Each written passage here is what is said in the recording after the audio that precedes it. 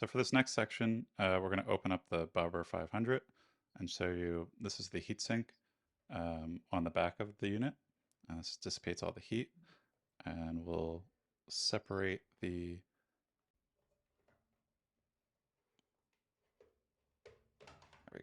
There we go. So on the back side of the heatsink, you'll find a thermal pad that connects to, what is this called, Tony? It's the thermal heatsink. You're on mute. Oh, I'm sorry.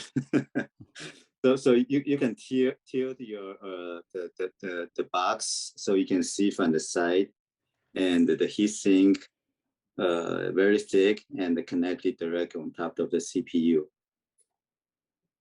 Yep. Okay, so that's the heatsink in the middle. And Yeah, then this is our thermal pad over here. And what we have on the far right, this is the concentrator, I believe, for the LoRaWAN yes. unit.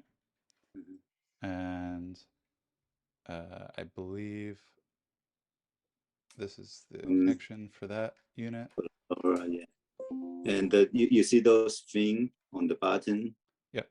I think that's for the Ethernet chips. Heatsink for the Ethernet, right next to the Ethernet port. You see those metal things? Oh, right here. Okay. Yeah. So this is for the Ethernet. That's on top of the Ethernet chips. Okay. And then on the back side of this unit, there's the memory. Yeah, chip. you have to remove the 4 screw to review the opposite side. Then you will see the DRAM and the SSD. Okay. Yeah, I think I have the picture in the PowerPoint. So. Okay, and we can use that later. Yeah. And is that memory upgradable by any chance? Yeah, but we'll do some tests to confirm. Yeah, so yeah, in principle it should be upgradable, and for the hard drive, for the SSD storage, we might not be able to do it